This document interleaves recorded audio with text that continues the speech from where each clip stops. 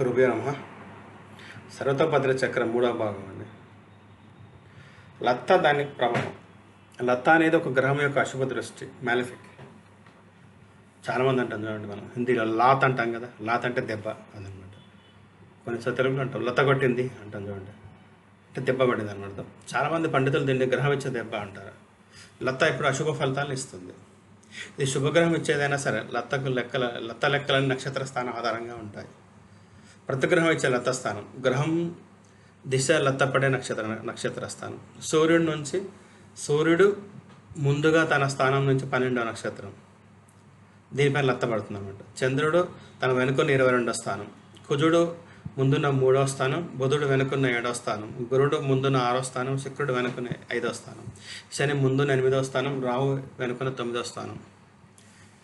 ఒక గ్రహం కనుక వక్రి అయితే కనుక పైన చెప్పిన దిశకు విరుద్ధంగా ఉంటుంది లత్త. సో బుధుడు వక్ర అనుకోండి, వెనుకకు 7వ బదులు ముందు 7వ దాని మీద లత్త ఉంటుంది. అట్లా ముందు 7వ నక్షత్రం పైన ఉంటుంది లత్త ప్రభావం. లత్త ఇచ్చే గ్రహం తన స్వభావానికి అనుగుణంగా సమస్యలు సృష్టిస్తుంది. ఈ ప్రభావాలు ఆ గ్రహం యొక్క కారకత్వాలపై నష్టాన్ని కలిగిస్తాయి. సూర్యలత్త తండ్రితో సమస్యలు, తండ్రికి అనారోగ్యం, ప్రభుత్వం అధికార భాషల పట్ల భయాలు, సమస్యలు, పదవీ నష్టం, ప్రమోషన్ రాకపోవడం, పేరు ప్రతిష్ట తగ్గడం, ఆరోగ్య సమస్యలు. చంద్రలత్త మానసిక ఒత్తిడి, అవమానము, సంఘర్షణ, తాత్కాలిక ఆరోగ్య సమస్యలు, మూడ్ స్వింగ్స్. కుజలత్త వివాదాలు, గొడవలు, పోలీస్ కేసులు, ప్రమాదాలు, సోదరునితో సమస్యలు, భర్తతో సమస్యలు, పనులు పూర్తి చేయడంలో ఆటంకం. బుధలత్త బంధువులతో తగాదాలు, మానసిక ఒత్తిడి, డిప్రెషన్, వ్యాపార సమస్యలు, డాక్యుమెంట్లలో గందరగోళం, వాదనలు, నిర్ణయాల్లో అస్పష్టత. గురులత్త దురదృష్టము, ధన నష్టము, ఉల్లాస జీవనానికి ఆటంకము, అనేక రంగాల్లో ఒడిదుడుకులు. శుక్రలత్త ఆర్థిక సమస్యలు, భార్య ప్రేమికులతో విభేదాలు, ప్రేమలో విఫలత, వివాహ సంబంధించిన ఇబ్బందులు. శనిలత్త దురదృష్టము, బాధలు, అనారోగ్యం, ప్రభుత్వ సంబంధిత నష్టాలు. రాహుకేతులత్త చికిత్సకు చిక్కని ఆరోగ్య సమస్యలు, మానసిక ఒత్తిడి, మాయాజాలం, అగ్ని ప్రమాదాలు, దొంగతనం, మోసాలు, అకస్మాత్తుగా వచ్చే బాధలు. జైలు శిక్ష, ప్రభుత్వం చేతిలో శిక్ష. ఈ విధంగా లత్త అనేది హానికరమైన దృష్టి. ఇది గ్రహాలకు అనుకూలతను దెబ్బతీయడమే కాకుండా ఆ గ్రహాలు సూచించే జీవిత సమయాల్లో కష్టాలను కలిగిస్తుంది. నవతారతత్వం అనేది జ్యోతిష్యంలో జాతక ప్రశ్న ముహూర్త శాఖలలో చాలా ముఖ్యమైన కాన్సెప్ట్. ఈ నవతార సిద్ధాంతం అనేది మొత్తం 27 నక్షత్రాలు, వీటి 9 నక్షత్రాల చొప్పున 3 సమూహాలుగా విభజించి ప్రతి జాతకుడు జన్మ నక్షత్రానికి అనుగుణంగా గణన చేస్తారు. ప్రతి వ్యక్తికి 9 మంది తారాలు, ప్రతి వ్యక్తికి 9 తార నక్షత్రాలు ఏర్పడతాయి. వీటికి ప్రత్యేక పేర్లతో వాటి ప్రభావాలు ఉంటాయి. 1వ, 10వ, 19వ నక్షత్రం జన్మ నక్షత్రం, జన్మతార అంటారు దాన్ని. ఇది చాలా సెన్సిటివ్ నక్షత్రం. శుభగ్రహం ఈ నక్షత్రంపై సంచరిస్తే లేదా వేధిస్తే మంచి ఫలితాలు వస్తుంది. పాపగ్రహం సంచరిస్తే ఆరోగ్య సమస్యలు, ఒత్తిడి, ధన నష్టం వంటి సమస్యలు వస్తాయి. 2, 11, 20 నక్షత్రాలు, వీటిని సంపత్తార అంటారు. ఈ తారం ధనం, సంపదపై ప్రభావం చూపిస్తుంది. పాపగ్రహం వేద కానీ గోచారం చేస్తే కనుక ఆర్థిక ఇబ్బందులు, ఆదాయంలో ఆటంకం. శుభగ్రహం వేద చేస్తే కనుక సంపదలో లాభం. 3, 12, 21 నక్షత్రం, దీన్ని విపత్తార అంటారు. ఇది అతి విపత్కరమైన నక్షత్రం. విపత్తులు, అపఘాతాలు, పాపగ్రహము వేద గోచారం అయితే కనుక తీవ్రమైన ప్రమాదాలు, ఆటంకాలు. శుభగ్రహం ఉన్నా మంచి ఫలితం ఇస్తుందని హామీ లేదు. 4, 13, 22 నక్షత్రాలు, వీటికి క్షేమతార అంటారు. ఆరోగ్యము, సౌఖ్యము, జీవన నెమ్మదిధనం. శుభగ్రహం కనుక వేద చూపించినా సరే లేదా గోచరిస్తే జీవన నాణ్యత పెరుగుతుంది. పాపగ్రహం వేద కానీ లేదా గోచరిస్తే సౌఖ్యం తగ్గుతుంది. 5వ, 14, 23 నక్షత్రం ప్రత్యారే తార. ఇది అత్యంత హానికరమైన తారగా పరిగణించబడుతుంది. ప్రతి అరి అంటే చుట్టుపక్కల దుష్టులు, శత్రువులు అర్థం. రహస్య శత్రువులు, తరచూ నమ్మిన వ్యక్తుల నుంచి మోసాలు ఇవన్నీ వస్తాయి. శుభగ్రహం దీనిపైన వేధిస్తే నమ్మిన వారు మోసం చేసే సూచన. పాపగ్రహం అయితే కనుక అత్యంత హానికరం. 6, 15, 24 నక్షత్రం సాధక తార, సాధన చేసే తార, కృషి పట్టుదల ద్వారా ఫలితాలను అర్థం. శుభగ్రహం కనుక వేదం గోచారం చేస్తే కృషికి మంచి ఫలితం.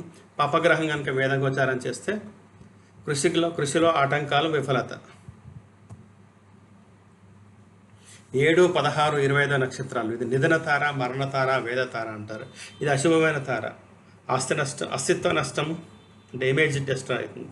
మన పర్సనల్ ఇమేజ్ ఉంటుంది, డిస్ట్రాయ్ అయిపోతుంది అనమాట. పాపగ్రహాలు కనుక వేదవేస్తే జీవితంలో పెద్ద సమస్యలు, ఆరోగ్య పతనం, భారీ ధన నష్టం. శుభగ్రహం కనుక తన స్వభావాన్ని కోల్పోతుంది, శుభ ఫలితాలు ఇవ్వదు. 8, 7, 26 నక్షత్రం మిత్రతార అంటారు. శత్రువులు, స్నేహితులు సాయం చేసేవారు. శుభగ్రహం వేద ఇస్తే కనుక స్నేహితుల సహాయం, అనుకూల పరిస్థితులు. పాపగ్రహం కనుక వేద ఇస్తే కనుక స్నేహితుల నుండి ద్రోహము, సాయం లేకపోవడం. 9, 18, 27 నక్షత్రం కనుక పరమమిత్రతార. ఇష్టమైన వ్యక్తులు, కుటుంబ సహాయం, అత్యంత నమ్మిన వ్యక్తులు వీళ్ళందరూ వస్తారు. శుభగ్రహం కనుక వేదం గోచరిస్తే కనుక కుటుంబ సభ్యులు, సన్నిహితులు సమస్యల సహాయంతో అన్ని పనులు జరుగుతాయి. పాపగ్రహం కనుక వేదం గోచరిస్తే ఇటువంటి వారు ఇంటి వారితో విభేదాలు, సాయం లేకుండా పోవడం, ద్రోహం. ఈ విధంగా నవతారా తత్వం మన గ్రహాల గోచారాలు లేదా వేదలను మన జీవితంలో కలిగించే ప్రభావం తేలికగా అంచనా వేసే శక్తివంతమైన పద్ధతి.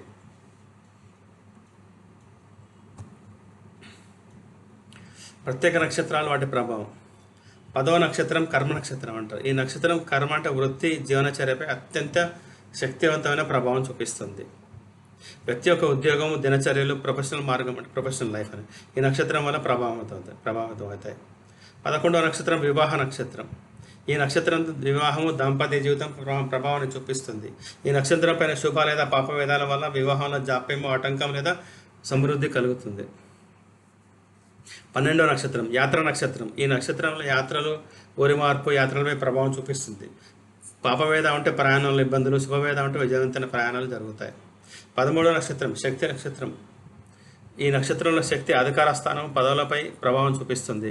శక్తివంతమైన స్థానానికి ఎదగాలంటే ఈ నక్షత్ర ప్రభావం శుభంగా ఉండాలి.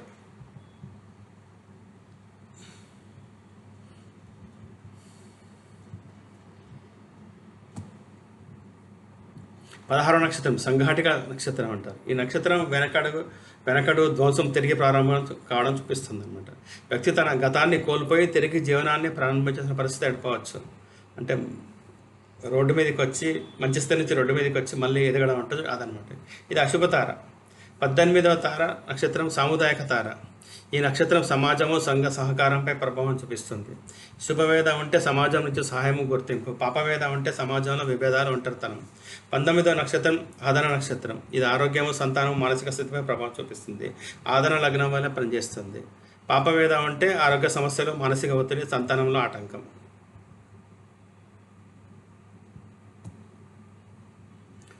23వ నక్షత్రం వినాశక తార. ఇది అత్యంత అశుభమైన నక్షత్రం. ఈ నక్షత్రం వినాశనం, మరణము, క్షయం వంటి ప్రభావం చూపిస్తుంది. పాపవేద అంటే జీవితంలో అన్ని విధాల కష్టాలు, నష్టాలు సంభవిస్తాయి. 25వ నక్షత్రం మానస్తార, జాతి తార అంటారు దీన్ని. ఈ నక్షత్రం మానసిక స్థితి, కుటుంబంపై, కులంపై ప్రభావం చూపిస్తుంది. కులం అంటే క్యాస్ట్ అని కాదు, ఇక్కడ అంటే ఫ్యామిలీ అనమాట, అంటే ఎక్స్టెండెడ్ ఫ్యామిలీ అని అర్థం ఇక్కడ. పాపవేద అంటే తీవ్రమైన మానసిక సమస్యలు, కుటుంబంలో కలహాలు, కులపరంగా అవమానాలు. ఇక్కడ కూడా కులం అంటే క్యాస్ట్ అని కాదు ఇక్కడ. అంటే మీ రఘుకులం అంటే రఘుకులం లేదు కదా శ్రీరామునికి, రఘు వంశం కింద అనమాట. ఇక్కడ మీ వంశపరంగా అవమానాలు ఉంటాయని అర్థం. ఇక్కడ కులం అంటే వంశం తీసుకోండి, మీ ఎక్స్టెండెడ్ ఫ్యామిలీ అనమాట. 26వ నక్షత్రం దేశ రాష్ట్ర తార. ఈ నక్షత్రం వ్యక్తిగత ప్రతిష్ట, సామాజిక హోదా, అధికార స్థానంపై ప్రభావం చూపిస్తుంది. శుభవేద మరియు కారక శుభగ్రహాలు ఈ నక్షత్రంపై ఉంటే అత్యంత మంచి ఫలితాలు, పదవి, పురోగతి, ప్రజలలో పేరు వస్తాయి.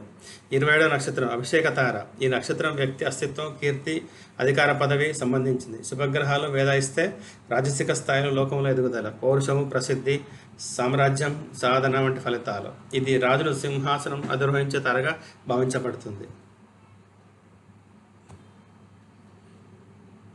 సూర్య ఉపగ్రహాల ప్రభావం. సూర్యునికి కొన్ని ఉపగ్రహాలు వాటి రిజల్ట్ అనమాట. జ్యోతిష్యంలో సూర్యస్థితి ఆధారంగా 9 ఉపగ్రహాలను పరిగణించవచ్చు. వీటిని సర్వతోభద్ర చక్రంలో పరిశీలిస్తారు. ఈ ఉపగ్రహాలు ఉన్న నక్షత్రాలు ప్రతికూలంగా, అశుభంగా పరిగణించబడతాయి. ఈ నక్షత్రాలు ఏ గ్రహం ఉన్నా గోచారంలో ఏ గ్రహం నక్షత్రాలు దాటి వెళ్ళిన ప్రతికూల ఫలితాలే కలుగుతాయి. నవతార తత్వంలో ఇవి సెన్సిటివ్ నక్షత్రాలు కలిసినప్పుడు మరింత అశుభ ఫలితాలు ఇస్తాయి. చంద్రుడు కూడా ఈ నక్షత్రం దాటి వెళ్ళిన రోజు శుభంగా పరిగణించబడవు. సూర్య ఉపగ్రహాలు. సూర్య నక్షత్రం ఇది స్వయంగా సూర్యుని స్థానం. సూర్యుడు కరకగా ఉన్న విషయాలలో నష్టాలు, ఉదాహరణకు ఆరోగ్య సమస్యలు, ఆ, అధికార సంబంధిత గందరగోళాలు, గర్వం వల్ల సమస్యలు. విద్యుత్ కేతు, ఇది 5వ నక్షత్రం. పిల్లలతో సంబంధించిన సమస్యలు, మానసిక ఒత్తిడి, ఉద్యోగంలో ఇబ్బందులు. శూల నక్షత్రం 8వ నక్షత్రం. ప్రమాదాలు, రక్తస్రావం, శారీరక గాయాలు. జీవిత భాగస్వామి లేదా భాగస్వామి వ్యాపారంలో ఆటంకాలు. సన్నిపాత నక్షత్రం 14వ నక్షత్రం. అకస్మాత్తుగా ఎదురయ్యే తీవ్ర సమస్యలు, కుటుంబ సమస్యలు, ఆరోగ్యానికి సంబంధించిన విషమ పరిస్థితులు, నిర్ణయం తీసుకోలేని స్థితి. కేతు 18వ నక్షత్రం. 9వ ఇంటి సంబంధ కష్టాలు, తండ్రితో సమస్యలు, అధికారులతో గొడవలు, ప్రయాణంలో ఇబ్బందులు, దైవిక కారణాల వల్ల నష్టాలు. ఉల్కా 21వ నక్షత్రం. వరుసగా చిన్న చిన్న చిన్న దుర్ఘటనలు, ఆర్థిక తీవ్రమైన నష్టము, కుటుంబ సమస్యలు.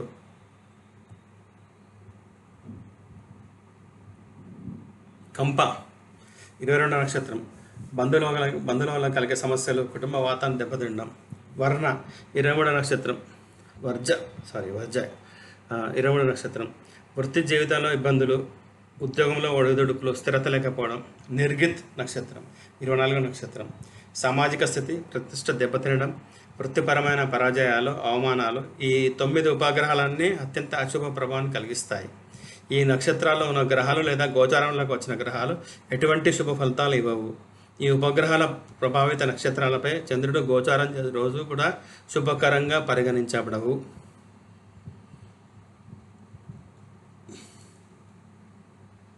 ధన్యవాదాలు.